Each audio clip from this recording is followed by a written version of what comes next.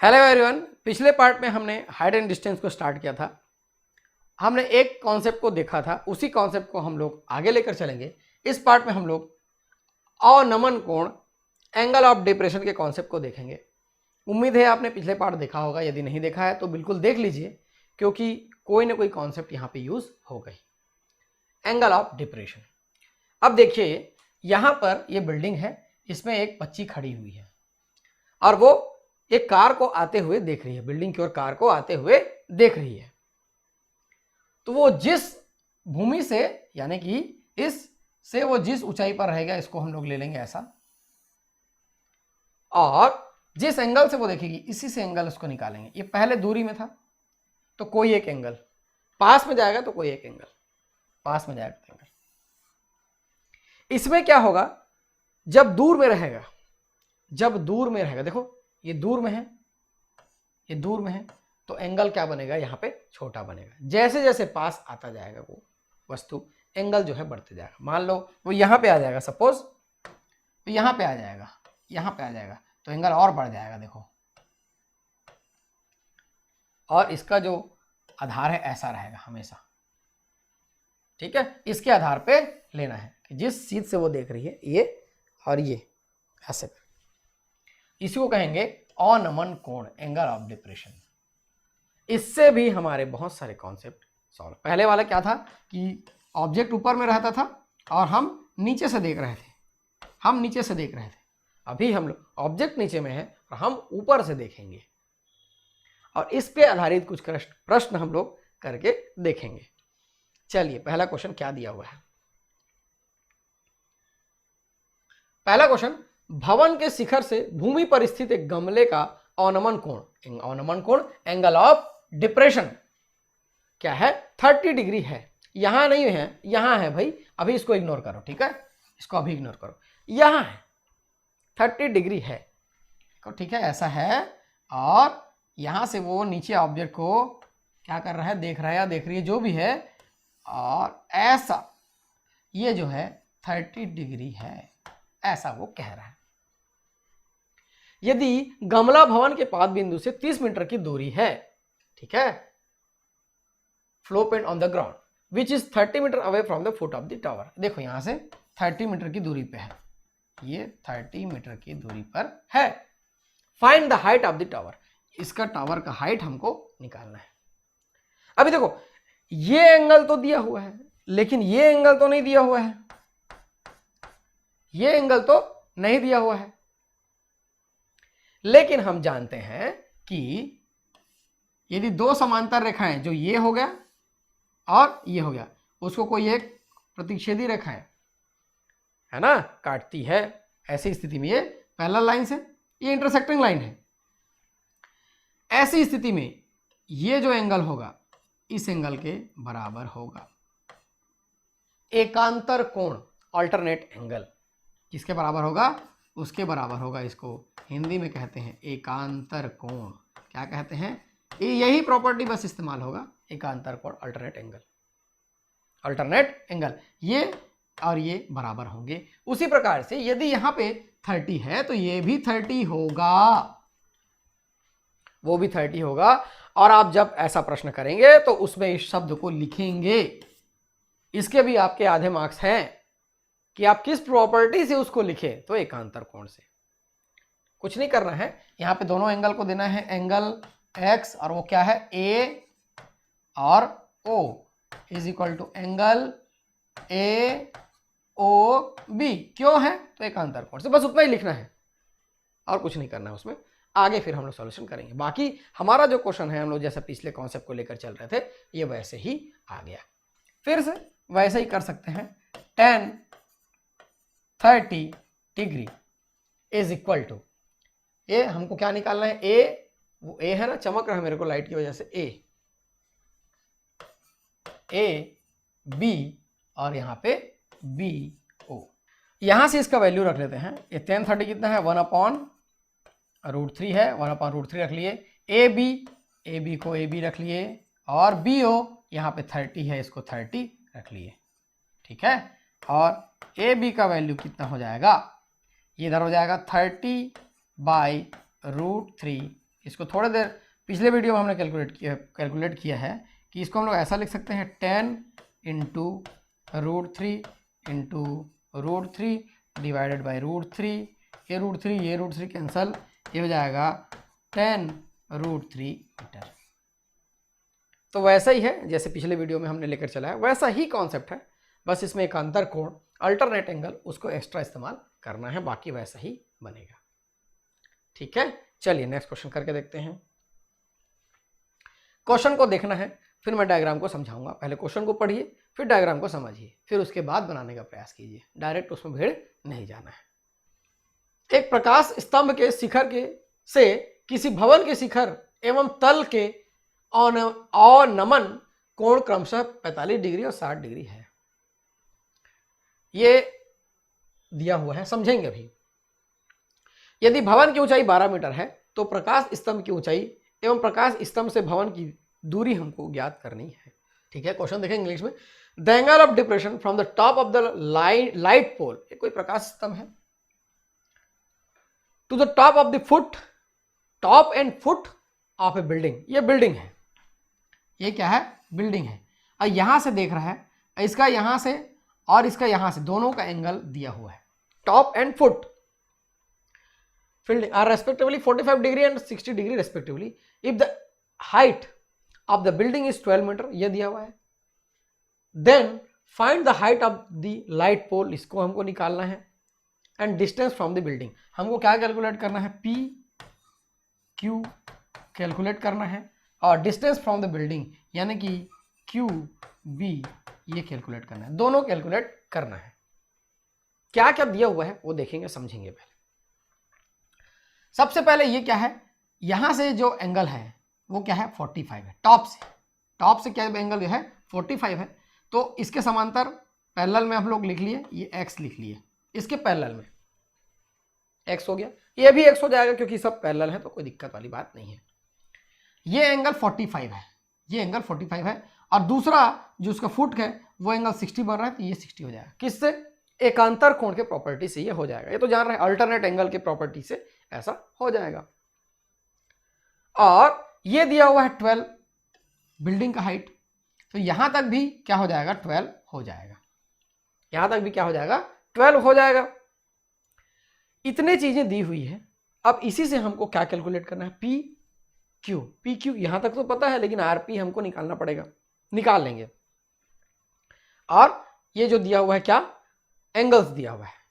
तो देखते हैं सबसे पहले हम लोग क्या निकालें, जिससे ये x दोनों में है, दोनों को इस्तेमाल करके निकालते हैं। सबसे पहले 10 45 डिग्री, 10 45 डिग्री किस ट्रायंगल में वो भी बता रहा हूं, 10 45 डिग्री इन ट्रायंगल, ये छोटा वाला ट्रायंगल को लेकर चलेंगे PRA में, इन ट्रायंगल PRA 10 45 डिग्री। 10 45 क्या हो जाएगा, यहां से क्या हो जाएगा, अल्टीट्यूड बाई बेस यानी कि PR डिवाइडेड बाई ये बेस है x को 1 रख लिए, मैं x रख लेता हूं। ठीक है, ये हो जाएगा, ये आता है 1 is equal to PR divided by x, तो x equal to PR, x equal to क्या हो जाएगा, PR हो जाएगा। यानी कि इसको x लेकर चल रहे हैं, ये भी x है, ये भी x हो जाएगा, ये जो h है वो भी x के बराबर हो जाएगा, वो भी x के बराबर हो जाएगा। ठीक, ये एक हो गया। वैसे ही हम लोग अब ये वाले ट्रायंगल में निकाल के देखते हैं, यहीं पे निकालता हूं क्योंकि मेरे को और जगह की जरूरत पड़ेगी। इन ट्रायंगल PQB,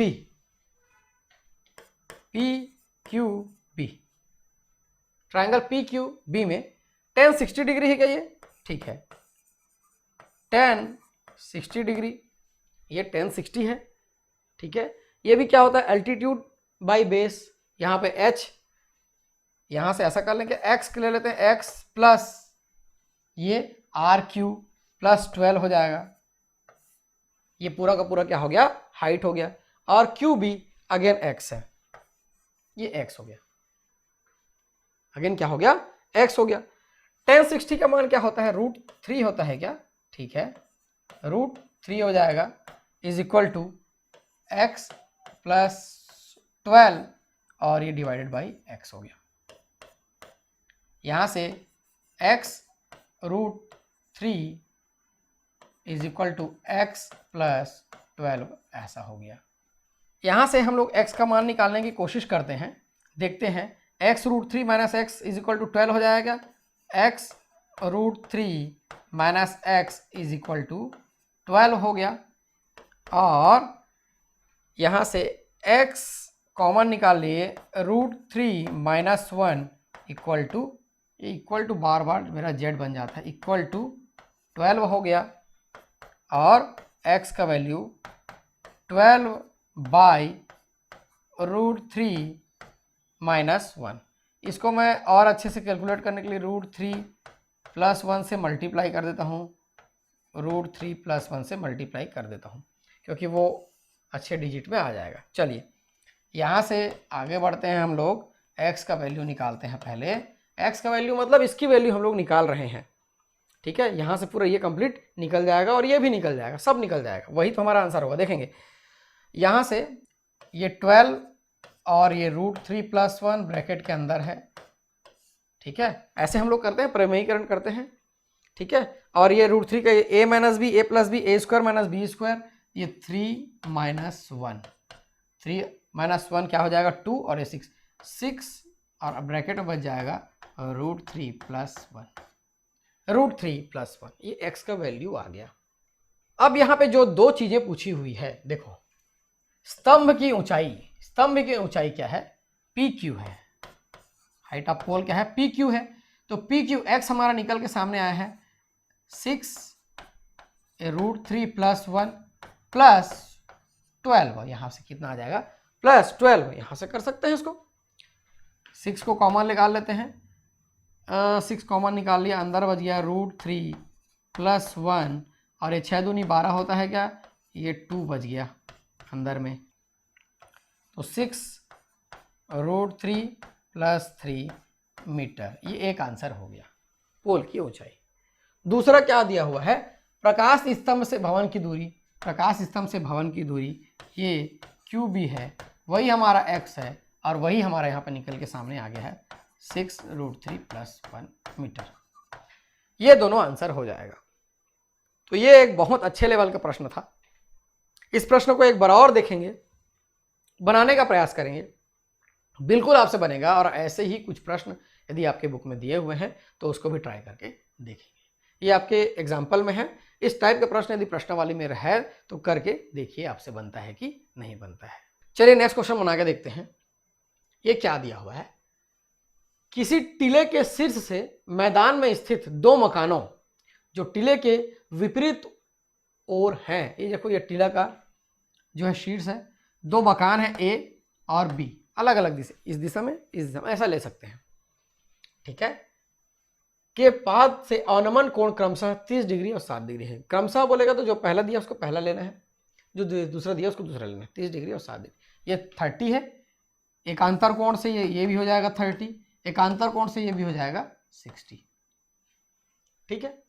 यदि टीले की ऊंचाई 60 मीटर है तो मकानों के बीच की दूरी यानी कि AB हमको निकालना है। क्या निकालना है, A और B मकानों के बीच की दूरी, यानी कि ये AQ प्लस QB, इतना तो तुरंत समझ में आना चाहिए, ये अपने को निकालना है। AB is equal to AQ plus QB और ये 60 दिया हुआ है, ठीक है। The angle of depression from the peak of hill to two houses of opposite sides of the hill are 30 degree and 60 degree respectively. Find the distance between the houses given that the height of the hill is 60 meter. ठीक है, तो चलिए height दिया हुआ है, ठीक है, और बेस से काम है, tan थीटा से काम है अपने को। चलिए tan 30 डिग्री कौन से ट्रायंगल में, इसको ऊपर लिखना रहता है, ठीक है। इन ट्रायंगल यहां से PQA या AQP, in triangle AQP। Height दिया हुआ है 60 मीटर, क्या है ये PQ है और हमको AQ कैलकुलेट करना है इसमें, AQ। tan 30 डिग्री 1/√3 होता है क्या, 1/, √3, पी क्यू दिया हुआ है 60 और ए क्यू यहाँ से निकल के सामने आएगा, तो A Q is equal to 60 √3 metre, ये आ गया। ठीक है, दूसरा हमको क्यू बी निकालना है, फिर से लिख लेते हैं इन ट्राइंगल, कौन से ले लें अभी, ए को मैं लिया था ना, क्यू बी और P, tan 60 degree, tan 60 degree, देखो 60 degree is equal to altitude again P Q, लंब है ये, क्यू बी आधार है ये, बेस है ये √3 हो गया, ये 60 हो गया, यहाँ से क्यू बी कैलकुलेट हो जाएगा, Q B is equal to 60 by √3 metre, 60 by √3 metre, और दोनों को जोड़ेंगे तो हमारा आंसर आ जाएगा। चलिए इसको करके देखते हैं पहले। 60 बाई √3 को कैंसिल कर लें क्या हम लोग, तो इसको 3 से मल्टीप्लाई करेंगे, 20 या 60 होता है क्या, ठीक है, 20 इंटू √3 इंटू √3 डिवाइडेड बाई √3, ऐसा लिख सकते हैं इसको, और ये कैंसिल हो गया, यहाँ से क्या आ गया, ये 20 √3 आ गया, क्या आ गया 20 √3, यहाँ से जोड़ लेंगे हम लोग 60 √3 20 √3, ये हो जाएगा 80 √3 मीटर, जो आपने को चाहिए। क्या चाहिए, distance between the houses given that the height of the distance between the houses, ये निकल जाएगा, तब मकानों के बीच की दूरी 80 √3 मीटर है, यानी कि ए और बी की दूरी 80 √3 मीटर है। ऐसे इसको बनाना है। ये क्वेश्चन है, समझने का प्रयास करेंगे, ये भी अच्छे लेवल का प्रश्न है, बनाएंगे बिल्कुल बनेगा।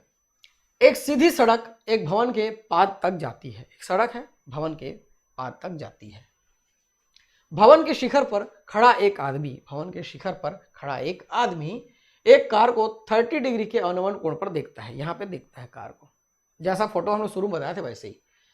कार भवन की पाद की ओर एक समान गति से चलती रहती है, ठीक है। 30 मीटर चलने के बाद कार का अनुमान कोण 60 डिग्री हो जाता है, जैसा हम लोग शुरू में देखें एकदम वैसा ही। यदि इस बिंदु से भवन के पाद बिंदु में पहुंचने में लगा समय 10 सेकंड है, तो कार की चाल एवं भवन की ऊंचाई याद कीजिए। बहुत अच्छा प्रश्न है, ऐसे प्रश्न एग्जाम में आते हैं। कार की चाल और भवन की ऊंचाई याद कीजिए। डायग्राम को समझेंगे, ये भवन है, शिखर में कोई व्यक्ति है, पहले वो 30 डिग्री में कार को देखता है, फिर एक यूनिफॉर्म स्पीड से कार चल रहा है, यूनिफॉर्म स्पीड मतलब स्पीड बदल नहीं रहा है वो, और वो 60 डिग्री में देखता है। इतना कुछ जानकारी है हमारे पास, बोल रहा है वो। इन दोनों के बीच का डिस्टेंस जो है 30 मीटर है, इतना दिया हुआ है। अब बताना है अपने को, क्या बताना है, कार की चाल, स्पीड ऑफ द कार। क्या बताना है अपने को, स्पीड ऑफ कार, कार की गति, कार की गति अपने को बतानी है, और भवन की ऊंचाई भी, भवन की ऊंचाई भी। अब यहां पे बोल रहा है कि बिंदु से, इस बिंदु से भवन के पाद के बीच पहुंचने में लगा समय 10 सेकंड है, तो कार की स्पीड हमको बतानी है। ये देखो, ये x है, ये इस, और speed is equal to distance by time, distance x है, टाइम कितना लगा उसको, ये मीटर है, x मीटर है, 10 सेकेंड है। निकालेंगे x को अभी, x बाई 10 मीटर पर सेकेंड। और क्या दिया हुआ है, भवन की ऊंचाई, ये h हमको निकालनी है। तो चलिए इस क्वेश्चन को करके देखते हैं। ये क्वेश्चन फाइनल क्वेश्चन रहेगा, अंतिम क्वेश्चन रहेगा इस पार्ट का।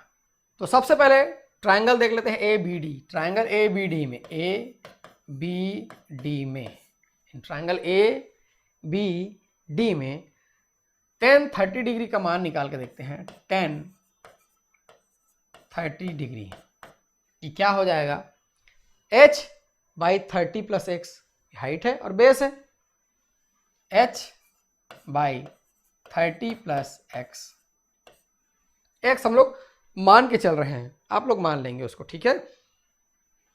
कि 1/√3 is equal to h by 30 plus x, कैसा है, ठीक है। तो h का वैल्यू यहां से कितना हो जाएगा, 30 प्लस x डिवाइडेड बाई √3। ये इक्वेशन 1 ले लेते हैं, h is equal to 30 plus x divided by √3। दूसरे ट्रायंगल में ले लेते हैं, in triangle A B C, 10